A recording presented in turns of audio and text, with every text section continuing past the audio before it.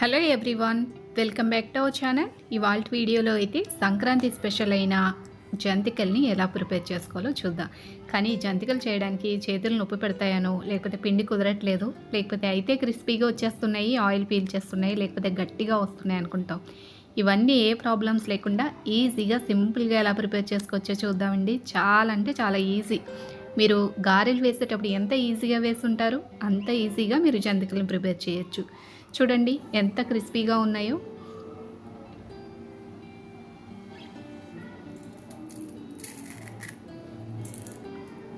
చూసారు కదా ఎంత క్రిస్పీగా వచ్చాయో.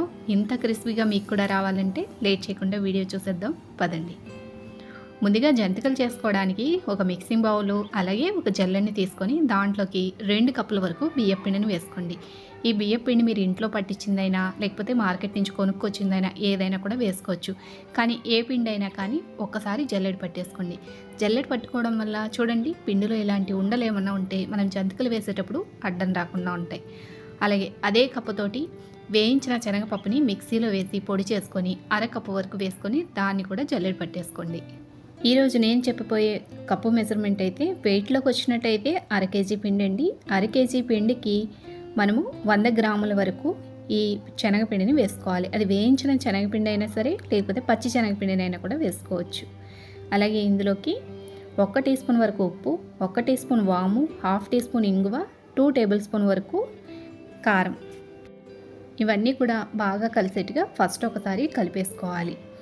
మీరు పిండి గట్టిగా కలిపారు అంటే జంతికలు అస్సలు వేయలేమండి. ఒక్కరం వంట చేయాలి అంటే చాలా కష్టం అయిపోతుంది.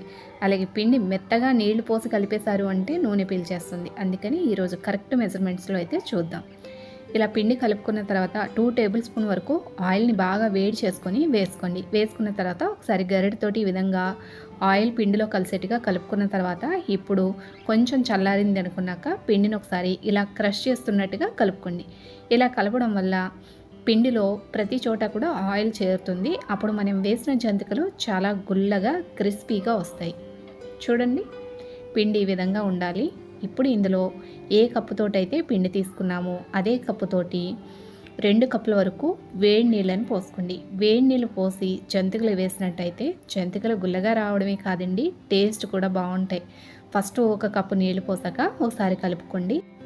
ఇలా ఒకసారి కలుపుకున్న తర్వాత ఇప్పుడు ఇంకొక కప్పు నీళ్లు పోసుకోండి. మనం తీసుకున్న 2 కప్పుల బియ్య పిండికి అరకప్పు శనగపిండికి 2 కప్పుల నీళ్లు కరెక్ట్గా సరిపోతాయండి. మీకు ఒకవేళ మీరు తీసుకున్న బియ్య పిండి కొంచెం నీళ్ళు ఎక్కువ పీలుస్తుందంటే ఇంకొక 1/2 కప్పు వరకు వేసుకోండి. కానీ నేనైతే 2 కప్పుల వరకు నీళ్ళని పోసాను.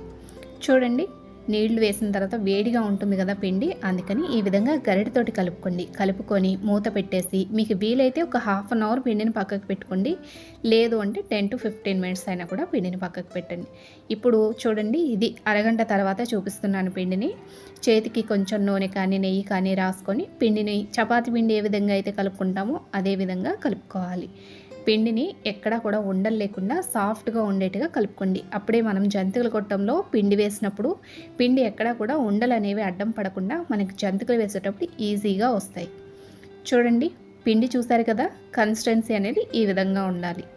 మరీ గట్టిగాను ఉండకూడదు, అలా అని చెప్పి మరీ మెత్తగా కూడా ఉండకూడదు. ఈ విధంగా ఉన్నట్టయితే మనకి జంతికలు అనేవి ఈజీగా వేయచ్చు. అలాగే టేస్ట్ క్రిస్పీనెస్ అన్నీ కూడా బాగా వస్తాయి.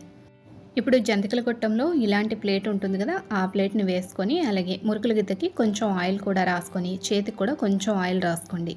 ఇప్పుడు కొంచెం పిండిని తీసి మనం తీసుకున్న మురుకుల గిద్ద ఏ సైజు అయితే ఉందో ఆ సైజులో సిలిండర్ షేప్లో వచ్చేట్టుగా పిండిని కలుపుకోండి. చూసారు కదా, ఈ విధంగా కలుపుకొని మురుకుల గిద్దలో పిండి వేసిన తర్వాత మూత పెట్టి ఫస్ట్ స్టవ్ మీద నూనె పెట్టుకోండి. బాగా వేడిగా ఉండాలి నూనె. ఇప్పుడు మీకు ఒకవేళ వేయగలిగితే డైరెక్ట్ ఆయిల్లో వేసేసేయండి. లేదు అంటే ఇలాంటి స్ట్రైనర్స్ ఉంటాయి కదా, స్ట్రైనర్ని వెనక తిప్పి కొంచెం ఆయిల్ రాసి జంతికలు వేసుకోవచ్చు. ఒకవేళ మీలో ఎవరైనా ఇది కష్టము నూనెలోనే డైరెక్ట్ వేసేస్తాము అంటే అలా అయినా కూడా వేసుకోవచ్చు. కానీ అన్నీ ఒకే సైజులో చిన్న సైజులో జంతికలు కావాలి అనుకుంటే మనం తీసుకునే స్ట్రైనర్ సైజుని బట్టి జంతికలు అనేవి వస్తాయి. చూడండి ఈ విధంగా ప్రిపేర్ చేసుకున్నాక ఇప్పుడు డీప్ ఫ్రైకి సరిపడా ఆయిల్ పెట్టుకొని ఆయిల్ బాగా వేడిగా అయ్యాక జంతికలను వేసుకోండి. అలాగే మనం తీసుకున్న పెనము అలాగే మనం వేసిన ఆయిల్ని బట్టి మనం జంతికలను వేసుకొని వేయించుకోవాలి. అంటే కొంచెం స్పేస్ అనేది ఉండేట్టుగా చూసుకొని వేయించుకోండి. లో టు మీడియం ఫ్లేమ్ అడ్జస్ట్ చేసుకుంటూ ఈ విధంగా క్రిస్పీగా అయ్యేంత వరకు వేయించుకోవాలి. మనకి కావాల్సిన కలర్లో ఈ జంతికలను అయితే వేయించుకోవచ్చండి. నేనైతే లైట్ గోల్డ్ కలర్లో తీస్తున్నాను. మీకు కావాలి అంటే ఇంకొంచెం ఎర్రగా కూడా వేయించుకోవచ్చు.